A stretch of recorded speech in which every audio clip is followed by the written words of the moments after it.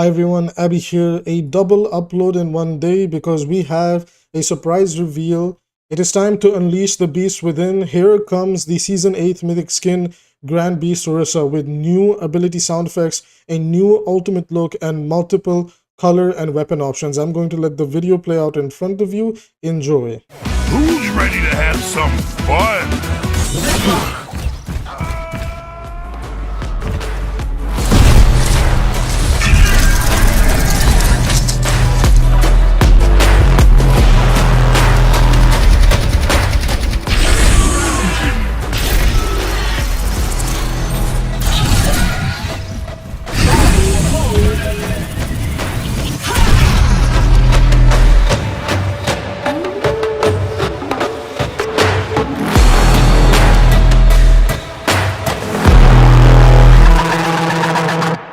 Alright everybody, welcome back into my domain and let's talk about the Grand Beast Orisa skin. Now, on face value, there is some room for concern. The skin does look good with some of its color schemes, but when you use the other color schemes, it's like what they were trying to hide is a little bit too exposed. Now, already in the comment sections of the Twitter, the Reddits and everything, everybody's basically saying there's a free version of this skin that you can get from the hero gallery that you can get in Overwatch 1. You can get it now in Overwatch 2 with the Overwatch credits. That's basically the Dynasty and most importantly the Mega Soma skin. Now here's a side-by-side comparison of Mega Soma Orisa as well as the new Grand Beast Orisa. And I'm not going to lie, it like her Mythic just feels like the Legendary reworked into the Overwatch 2's like engine and aesthetics and looks and everything. It just has a lot more edge rather than curves to it. And yeah, like I'm not going to lie, I really like this skin. I think it's really cool. I love the roar sound effects that they gave it. I believe this season is going to be Eldritch Horror, if I'm not mistaken, because it's clearly not Egyptian themed. I'm fairly certain they will save Egyptian theme for Farah, and if they don't and give it to somebody else, that'll be a huge surprise. But over here, this comparison with Grand Beast Orisa and Mega Soma Orisa, it's clear that the mythic model that they wanted to sustain with Genji's Cyber Demon as well as Kiriko's Amaterasu, it is just not possible. Like, that level of depth is something that we may never go back to. Now, it's not bad per se. This is the first mythic skin that has 4 different colors, right? And I'm not entirely sure, but one of the like there was some glow in the dark feature with one of the skins. I don't know if that's just reserved for the first color, because I do believe it is. Now, we've not seen the different weapon models. I believe they did say that there are different weapon models, but I did my best to, you know, pause frame and everything. The spear and the gun pretty much look the exact same. I really did not notice any changes. I did notice the color changes, but nothing else, right? So there is a little bit of call for concern over here. The ice recolor looks really good. She kind of falls into that same aesthetics of Ice Wraith Genji, as well as like, you know, Snow Angel Mercy, and you know, there's a handful of characters now. Even Farah has that like cold armor skin or something. I forgot the name, but she has like all those ice spikes coming out and everything. So in regards to the fact that we're going to Christmas, nice that Orisa got like a color scheme that kind of helps her fit in there.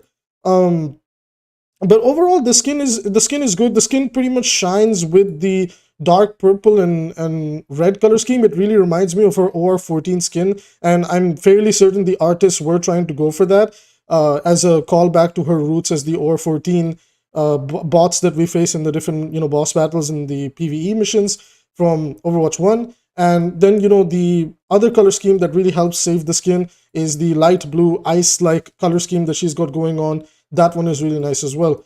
Unfortunately, the other 2 colors, the red coral crustacean-like skin, that looks nice texture-wise, but it reminds me a lot of Dynasty. And then the other one reminds me a lot of Mega Soma. Now, this is probably their intention to pay tribute to those skins, but I'm sorry, like when you're trying to promote the Mythic, the last thing you want it to look like when people squint at it or see it from afar is an Overwatch 1 legendary skin. I really think the most mythic skins we ever got in this game were definitely Genji Cyber Demon, Kiriko's Amaterasu, Sigma's like Emperor, like the Gravity Emperor, whatever he was called, Galactic Emperor, yeah. those three were definitely the blueprint for what Mythic should be. The rest of them just feels like legendary skins with like extra customizable features, and I think that's kind of sad. I think it's Blizzard basically showing us that it's really difficult for them to be consistent in this area. Now, to give them a little bit of benefit of the doubt, it is entirely possible that Blizzard just cannot sustain that model simply because what's it called? Hello, brain, please work. I feel like uh, it depends on the character that you are playing. Like they, sorry, not playing, customizing. In this case, Hanzo probably couldn't have had a lot of work done on him because he's by far the least customizations. Probably because the way he was designed and everything was just too difficult to allow customizable features.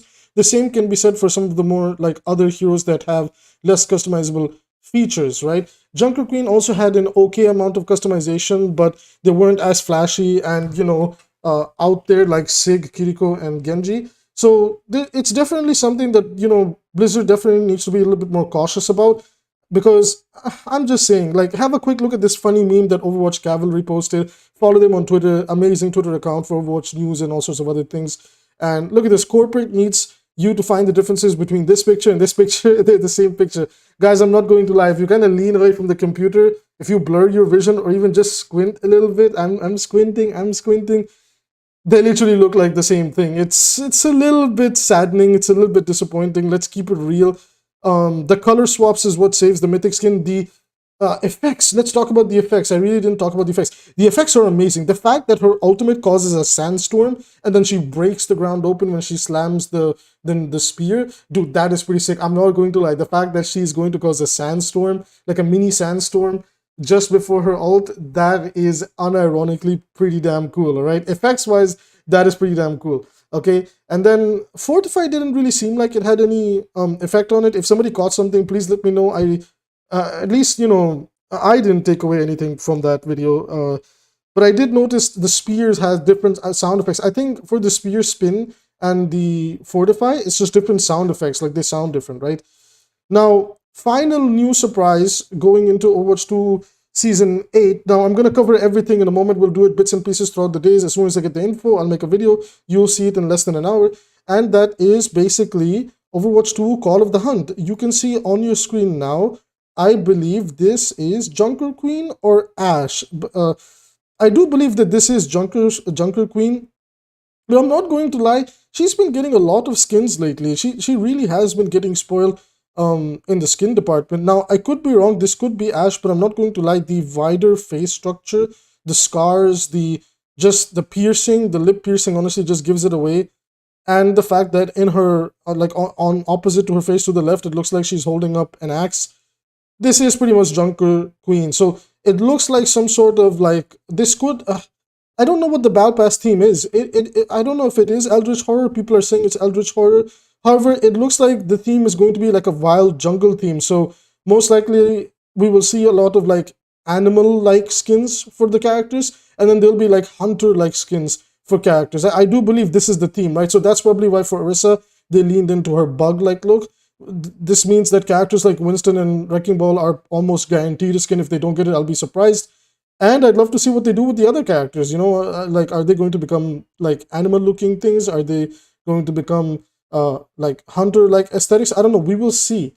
You know, and then there's like always those odd skins that Overwatch has that don't really make sense into the season. So you never know. So yeah, guys, that's going to be it for today's news roundup for Overwatch 2. Once again, in case you missed it, TLDR, Orisa Mythic, Grand Monster, Grand Horse, Grand Bug, I literally forgot the name, got announced. And then we also have Overwatch 2 Call of the Hunt. It is looking to be a new game mode, or yeah, it's looking to be a new game mode, and I do believe that is the name of the season, Overwatch 2 Season 8 Call of the Hunt.